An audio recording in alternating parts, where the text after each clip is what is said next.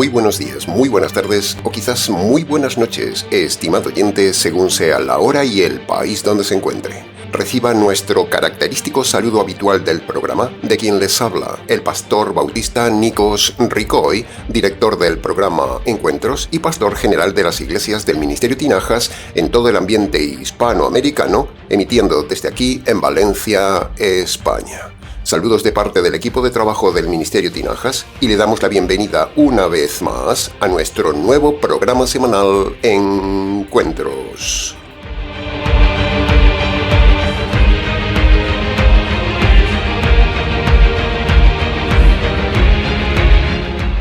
Estamos ya, estimado oyente, en el quinto programa de la serie expositiva de la primera carta de Pedro. Nuevamente, muchas gracias por seguirnos en esta serie. Estamos trabajando semana a semana para usted, analizando cada versículo de esta carta y a la vez estamos tocando también otros temas paralelos importantes. En el programa de hoy abordaremos el estudio de los versículos 10 al 12 y seguiremos haciéndolo de forma detallada y parafraseada para su mejor comprensión. Para seguir con la línea dinámica de los programas anteriores, vayamos entonces ya directamente al estudio de los versículos de hoy.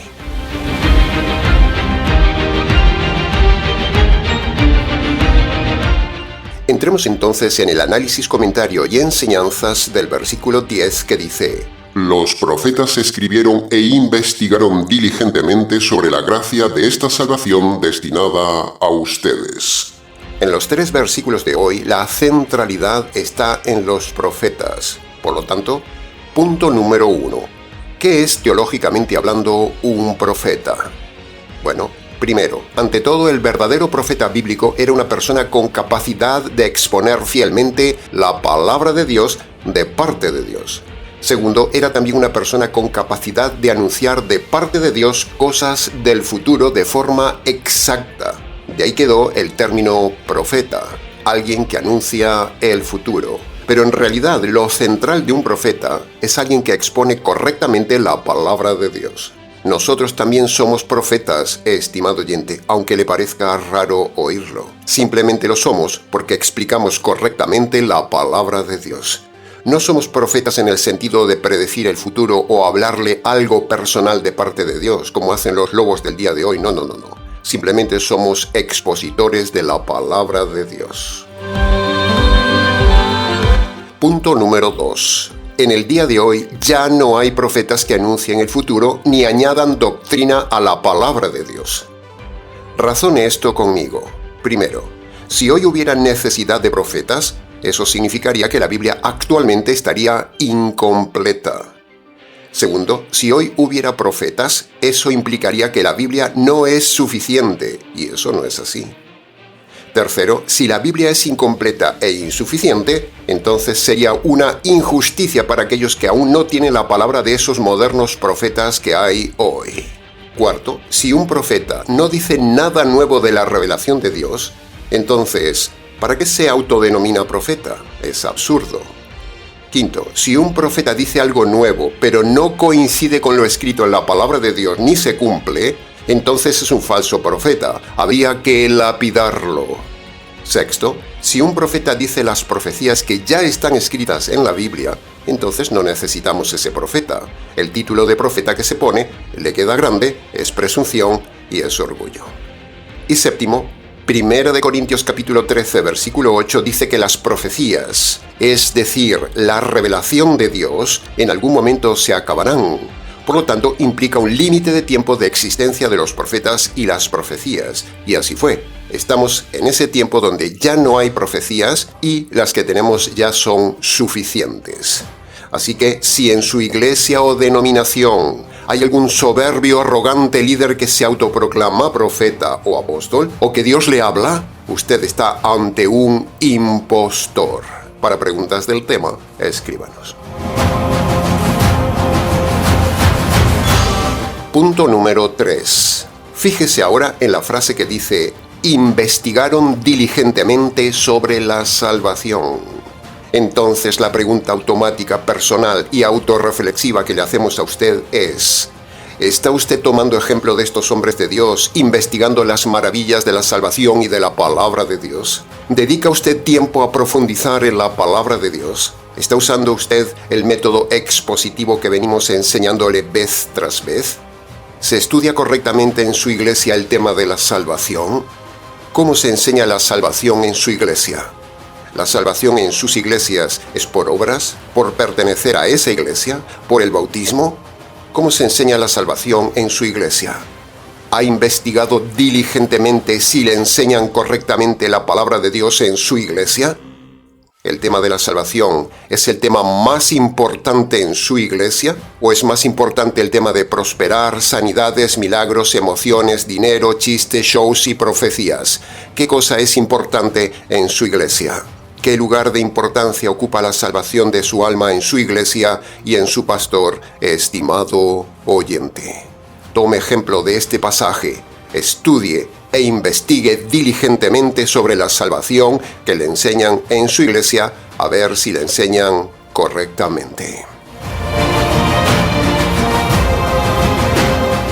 En el Ministerio Tinajas, la salvación es el tema más importante de todo cuanto enseñamos. Es el pilar fundamental y fundacional de este ministerio. Todo gira en torno al Evangelio de salvación.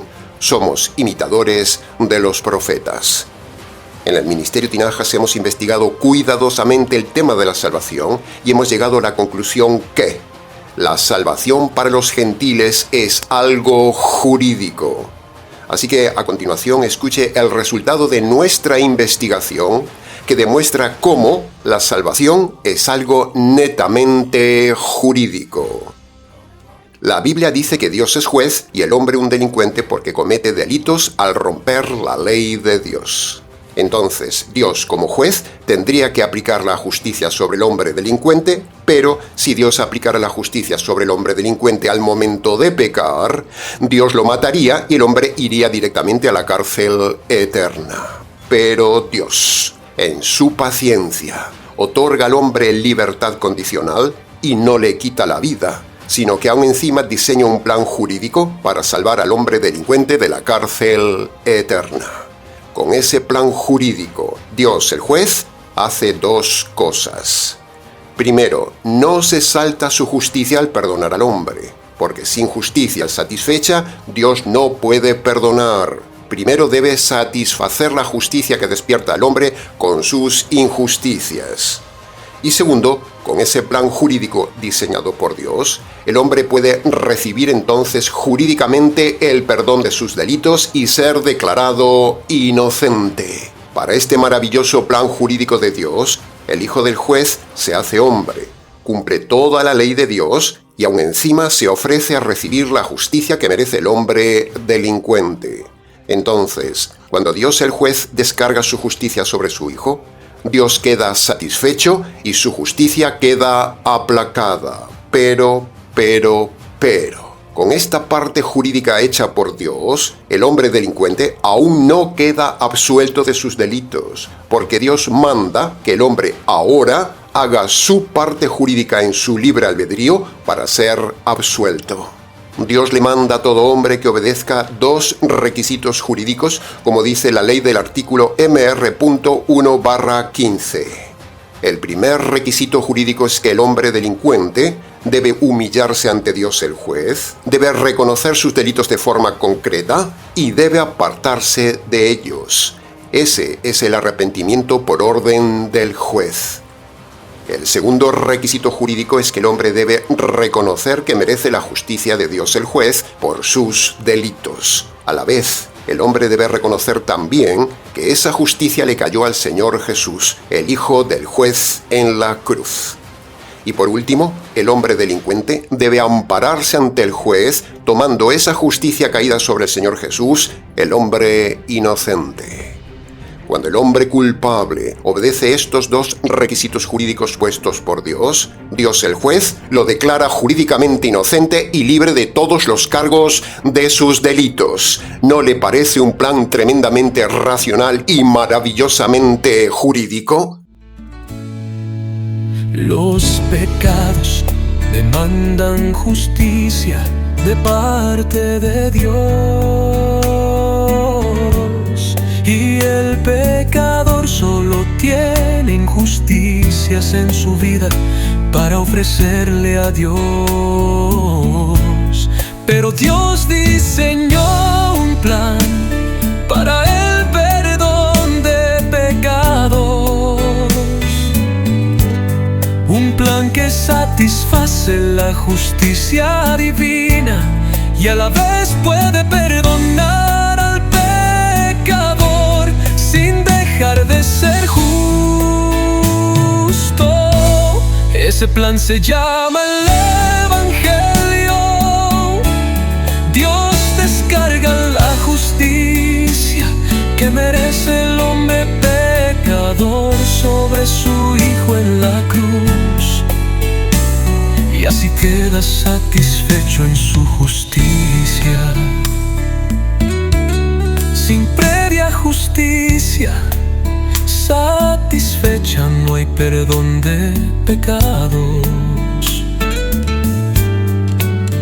Pero en la cruz Jesús pagó el precio, Él sin pecado recibió la justicia divina y nos dio la oportunidad de ser perdonados.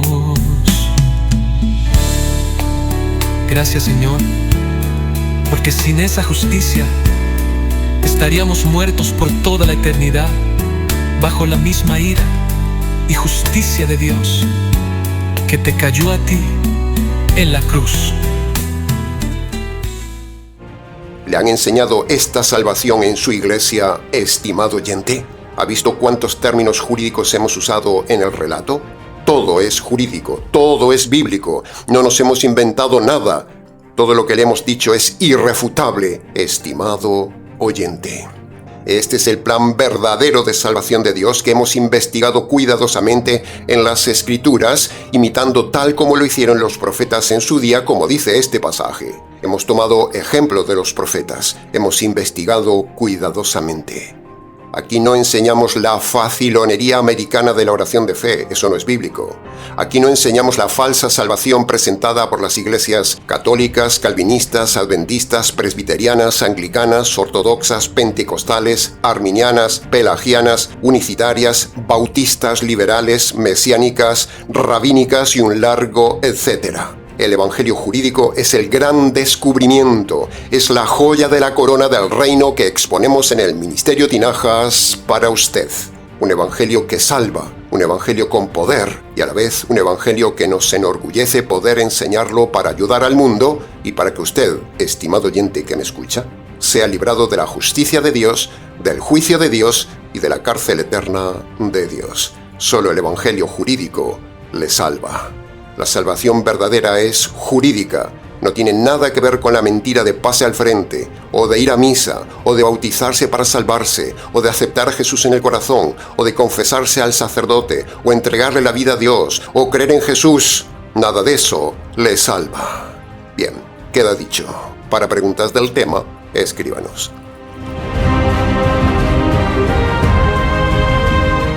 Y punto número 4 del versículo 10. ¿Por qué dice el texto que los profetas investigaban esta salvación? ¿Acaso Dios no les había dado ya la revelación? ¿Qué investigaban entonces? Bueno, los profetas recibieron la revelación, pero la recibieron como un rompecabezas sin montar. Entonces ahora ellos debían investigar sobre la base revelada y ordenarla, tal como se ordena un rompecabezas. De la misma manera, estimado oyente, así hemos hecho nosotros con el Evangelio jurídico. Hemos encontrado que el Evangelio es jurídico, hemos juntado todas las piezas del Nuevo Testamento como puede ver en pantalla y tal como se lo hemos relatado hace un momento. En esa revelación recibida, los profetas no tenían todos los detalles ordenados, sino que ellos debían juntar las piezas del rompecabezas de la salvación revelada y ordenada para los judíos. Y lo intentaron. Organizaron correctamente la salvación para los judíos. Pero,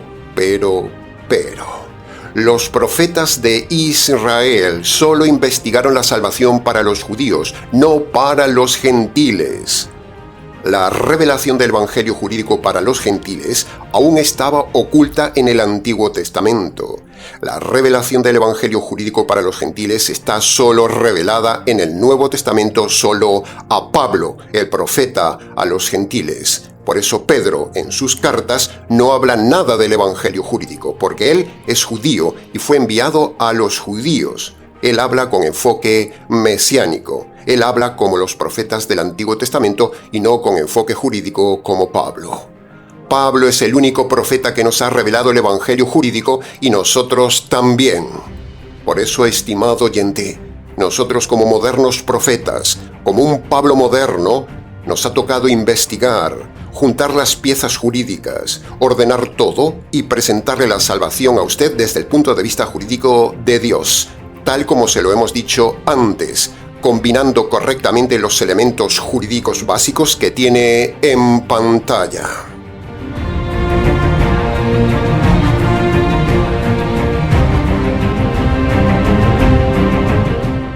Ahora, no haga, estimado oyente, como hicieron los judíos, que a pesar de tener la revelación dada por los profetas y teniendo la revelación del Mesías en persona, se dieron el lujo de rechazar ambas cosas.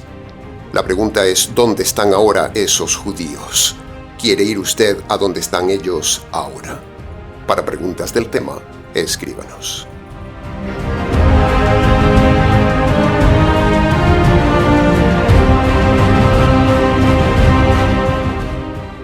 Entremos ahora en el análisis, comentario y enseñanzas del versículo 11. Dos frases importantes hay en este versículo, estimado oyente. Entremos en la primera frase. Dice: El Espíritu de Cristo que estaba en los profetas les reveló que el Cristo tendría que sufrir y que después del sufrimiento recibiría el poder y la gloria. ¡Qué pasaje, estimado oyente! ¡Qué pasaje!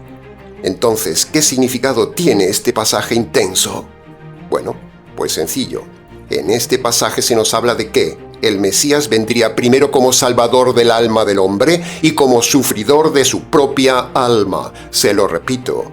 En este pasaje se nos revela que el Mesías vendría primero como salvador del alma del hombre y como sufridor de su propia alma. Y luego, en una segunda etapa, vendría como libertador nacional de Israel y como poderoso guerrero. Pero, los judíos no quisieron ver la primera etapa del Mesías sufriente, lo ignoraron. Por eso rechazaron a Jesús el siervo sufriente, porque solo les interesaba lo material y un Mesías libertador de la opresión del Imperio Romano.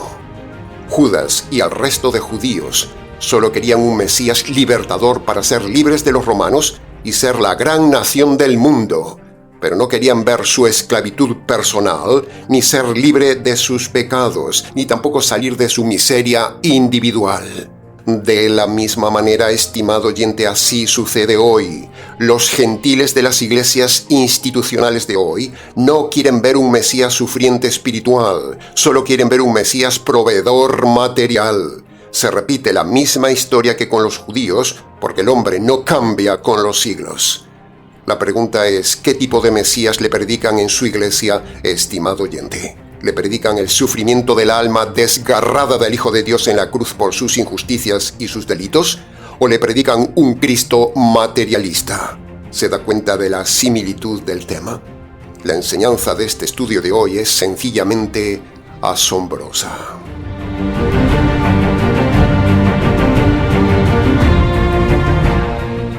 Entremos ahora en el análisis de la segunda frase del versículo 11 que dice: Los profetas intentaban saber también cuándo sería el tiempo y las circunstancias de esos sufrimientos del Mesías. Y ese deseo de los profetas, al fin un día se cumplió, porque Dios le reveló un día al profeta Daniel la profecía más asombrosa, la fecha más detallada del tiempo exacto de la venida del Mesías sufriente, que es la profecía de Daniel capítulo 9, versículo 24 al 26, que, de forma resumida y parafraseada, dice así: 70 semanas están determinadas sobre tu pueblo y sobre la ciudad santa, Jerusalén. Desde la salida de la orden dada para restaurar y edificar Jerusalén hasta la venida del Mesías habrá 7 semanas y luego 62 semanas más, o sea, 69 semanas. Y después de esas 69 semanas se quitará la vida al Mesías. ¡Qué pasaje, estimado oyente! ¡Qué increíble es esta profecía exacta de la venida del Mesías sufriente! No tenemos tiempo, ni es nuestra costumbre, dar datos ni explicar la cronología profética documental de esta maravillosa profecía de la fecha de la venida del Mesías Salvador y sufriente. Eso lo puede usted consultar fácilmente en Internet, que se lo describirá y le explicará detalladamente todo este tema de la profecía exacta de la venida del Mesías, para que usted caiga de rodillas y se admire de la maravilla de indagar esta fecha exacta de la venida del Mesías en la palabra de Dios. Por eso creemos que los magos de Oriente que llegaron a Belén es porque a ellos, de alguna manera, les habrá llegado la noticia de estos datos proféticos de los profetas antiguos de Israel. Sin embargo, los propios líderes de Israel en el tiempo del Mesías, líderes que tenían muchos estudios de la ley y conocían perfectamente este pasaje de Daniel, no vieron esta profecía cronológica exacta donde la Biblia habla de que vendría en esos días el Mesías sufriente y moriría. Hemos dicho que amamos a los judíos, lo hemos dicho muchas veces, los defendemos del expolio de su tierra, pero son unos necios en estado puro. Los rabinos son necios, son ciegos, son como Nicodemo, ignorantes de la palabra de Dios, por no ver la claridad de esta profecía de la fecha de la venida del Mesías sufriente y que un día tenía que morir y que cayó exactamente sobre el año 33-34 de nuestra era, el año de la muerte del Mesías, predicho al detalle en ese pasaje de Daniel capítulo 9. Hay que ser muy ciego.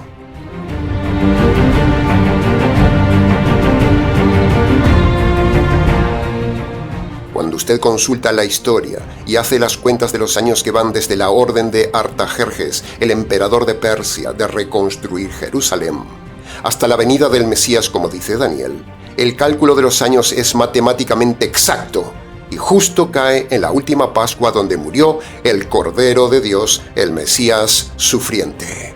Por lo tanto, el deseo de saber cuándo vendría el Mesías sufriente lo dijo el profeta Daniel, pero los líderes no lo vieron.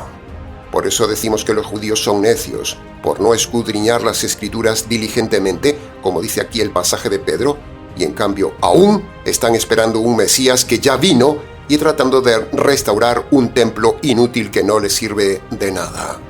La profecía del Mesías sufriente está muy clara ante sus ojos, escrita en el profeta Daniel y en la profecía de Isaías capítulo 53. Pero, de la misma manera, estimado oyente, hoy hay mucho necio gentil en el ambiente cristiano oficial que no ve que el verdadero evangelio de salvación para los gentiles es claramente un evangelio jurídico, como se lo hemos demostrado antes. Los judíos no ven que el Mesías ya vino, y los gentiles no ven que el evangelio es algo jurídico. Así que aprenda esta lección. Estimado oyente, no haga como los judíos, no se deje llevar por la religión oficial, por su iglesia oficial, sino que examine las Escrituras cuidadosamente como hicieron los profetas del Antiguo Testamento, a ver si este profeta que les habla hoy dice la verdad en cuanto a que la salvación es desde el punto de vista jurídico. Para preguntas del tema, escríbanos.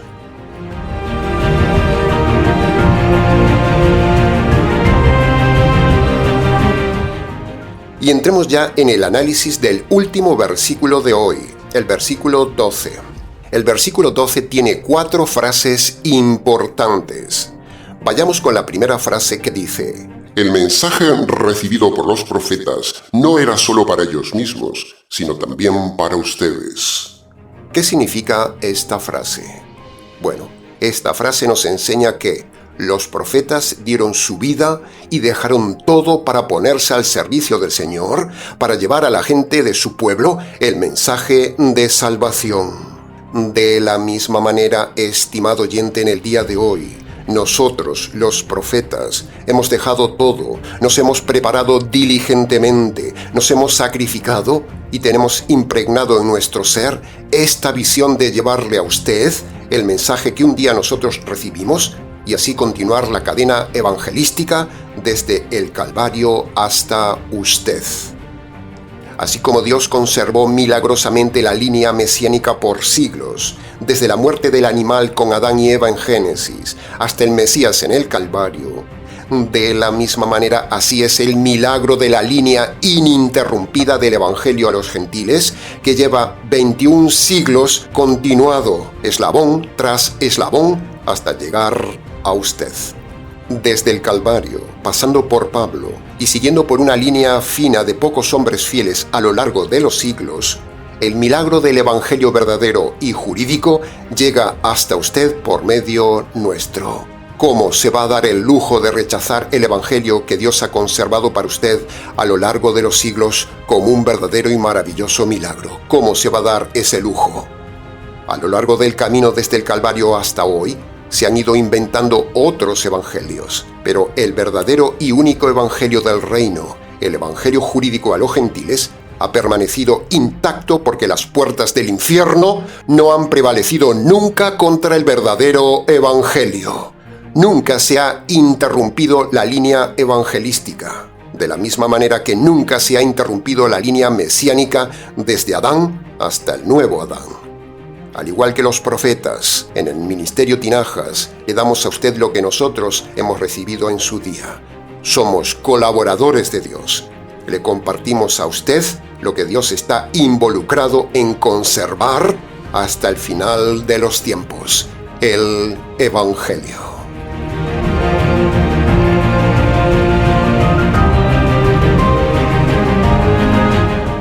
Ahora, hablando del Evangelio, le preguntamos, ¿por cuál evangelio de todos los que hay usted se ha convertido? ¿Qué evangelio tiene usted? ¿Está usted evangelizando este evangelio jurídico? ¿O está usted evangelizando el evangelio del amor de Dios? Levante la mano, pase al frente y Dios le ama. ¿Qué evangelio está evangelizando usted? ¿Está usted dando continuidad a esta línea evangelística jurídica? ¿Está usted unido al Ministerio Tinajas que le ha enseñado este evangelio verdadero? ¿O usted va por libre rompiendo las leyes del Nuevo Testamento? ¿Está dando a conocer al mundo el evangelio jurídico? ¿Qué evangelio está usted compartiendo, estimado oyente? Si usted ha conocido y aprendido el evangelio jurídico a través nuestro, ¿está colaborando con el Ministerio Tinajas en la difusión del evangelio jurídico? Así que aprovechamos para invitarle a colaborar en el sostenimiento del Ministerio Tinajas para ser usted, con nosotros, coevangelista y codifusores de este maravilloso, verdadero y bíblico evangelio jurídico escondido en las profundidades coralinas del Nuevo Testamento y rescatado por nosotros para ser presentado al mundo gentil como una joya preciosa del reino. Así que, ayúdenos a ayudar.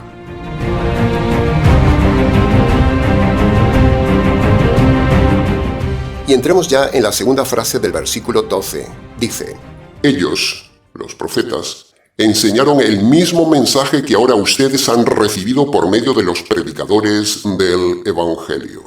Esta frase nos enseña por la ley de la inferencia que Pedro no enseñó el Evangelio a todos los miembros de esa iglesia, porque dice que recibieron el Evangelio por otros predicadores del Evangelio. Sus palabras significan que, aunque había en sus días varios predicadores, no había más que un solo evangelio. Pero en el día de hoy la cosa es diferente. Usted ya sabe, hay varios predicadores y cada uno con su evangelio. Entonces, ¿cómo saber cuál es el verdadero evangelio?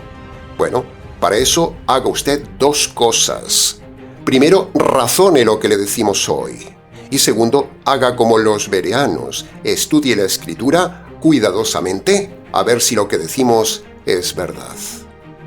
Por ahí corre el evangelio de salvación por obras, el evangelio de los mormones de poder llegar a ser dioses, el evangelio universalista de que todos ya son salvos porque Cristo murió por los pecados, el evangelio americano de la oración de fe, el evangelio selectivo calvinista de unos pocos salvos, y así un largo etcétera. Hay varios evangelios. Sin embargo, aquí la enseñanza teológica de Pedro es que hay un solo evangelio.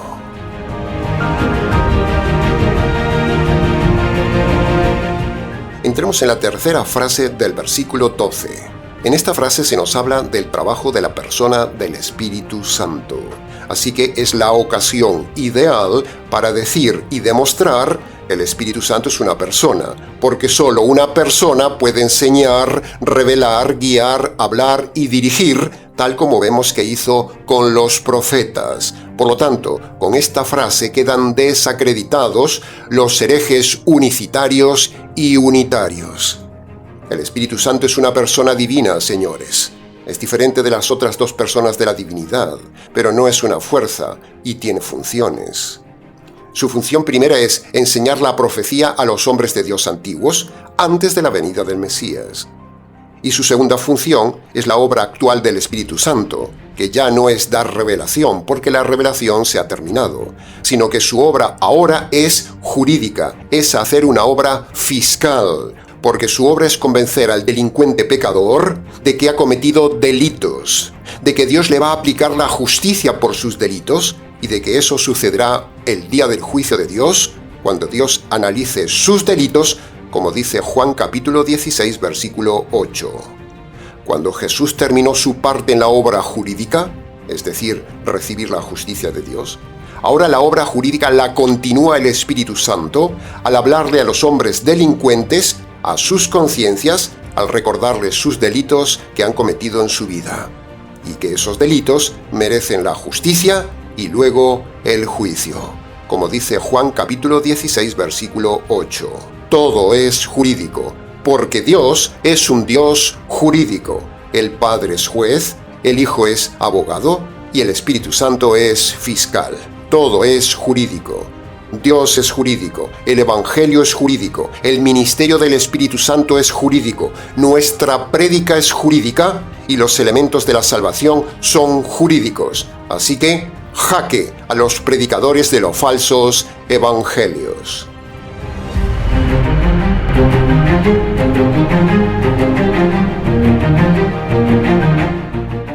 Y entremos ya en la cuarta y última frase del versículo 12. Dice: Este mensaje revelado a los profetas, incluso los mismos ángeles anhelan conocerlo. ¡Qué frase, estimado oyente! ¡Qué frase! ¡Wow! Esta es una de esas frases escondidas en la Escritura que son como el ojo de una cerradura para mirar al más allá. Esta frase nos muestra que el Evangelio es tan impactante que hasta los ángeles mismos quieren conocerlo.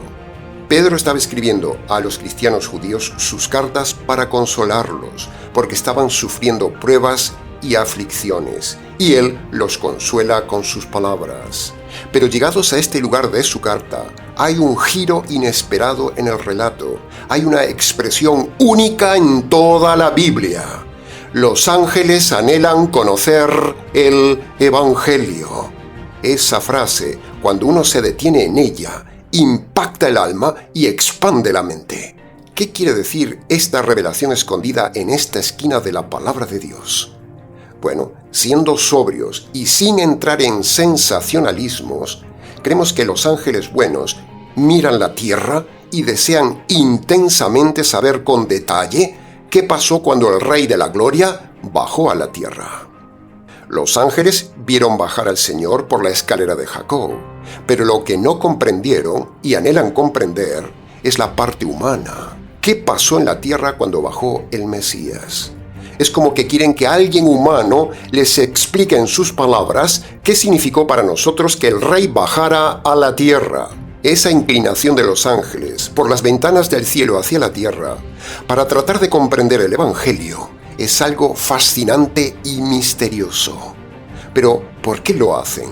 ¿Por qué no preguntan en el cielo lo que pasó en la tierra? El anhelo angelical, dice Pedro, es que alguien les explique la salvación, no porque la necesiten para salvarse, no, sino que necesitan oír la explicación del Evangelio para alabar más y mejor al Rey del Evangelio. Esa, estimado oyente, Creemos firmemente que es la razón por la que los ángeles se inclinan cada semana a escuchar este canal para admirarse del evangelio jurídico que explicamos al detalle desde aquí a los hombres, para luego ellos tener un motivo más de alabanza a su Rey en la gloria. El Ministerio Tinajas es una fuente de alabanza para los ángeles, porque cuando ellos escuchan y entienden la verdad que explicamos aquí a viva voz, eso despierta en ellos motivo de alabanza al Señor del Evangelio. Los ángeles nos miran, los ángeles nos escuchan, los ángeles se conectan al canal, los ángeles escuchan con detalle cada programa para adorar, alabar y agradecer al Señor de los Señores por su magnífico Evangelio. Los seres celestiales han presenciado la creación, presencian la santidad de Dios cada día, ven los eventos cósmicos más allá de nuestros ojos, pero parece que están fascinados por lo que Dios ha hecho un día en la tierra en el Calvario, por la humanidad pecadora. El Evangelio verdadero es tan fascinante que hasta los mismos ángeles sienten anhelo de conocerlo y se inclinan a escuchar el Evangelio. ¿No le parece maravilloso? El Evangelio saca en los ángeles alabanza al Rey de Reyes, Señor de los Señores, el Señor del Evangelio. Benditos sean los ángeles que escuchan el mensaje del Evangelio. Amén. Aleluya.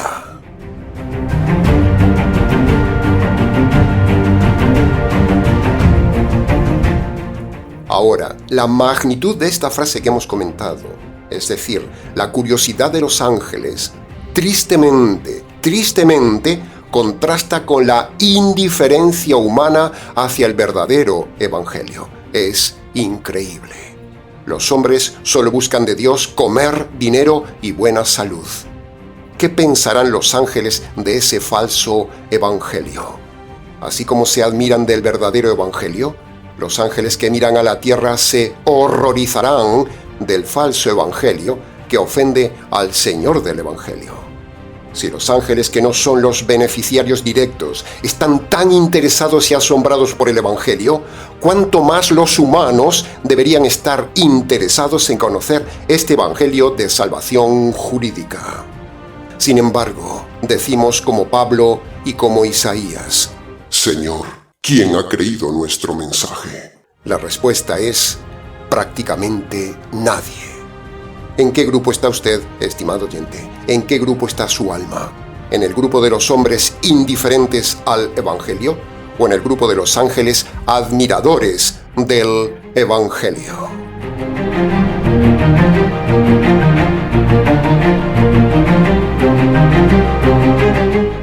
Bien, hasta aquí con la enseñanza verso a verso y frase a frase del día de hoy. Más detallado es imposible. Mucho más se pudo haber dicho en cada versículo analizado, pero creemos que, con lo dicho, ha sido suficiente para su enseñanza y su reflexión. Para preguntas del tema, escríbanos. ministeriotinajas@gmx.es.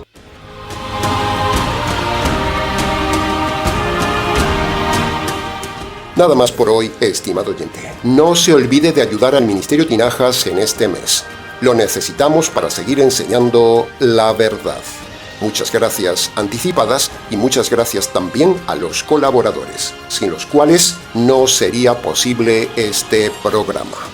Les ha compartido este mensaje quien les habla, el pastor bautista Nikos Ricoy, emitiendo desde aquí en Valencia, España.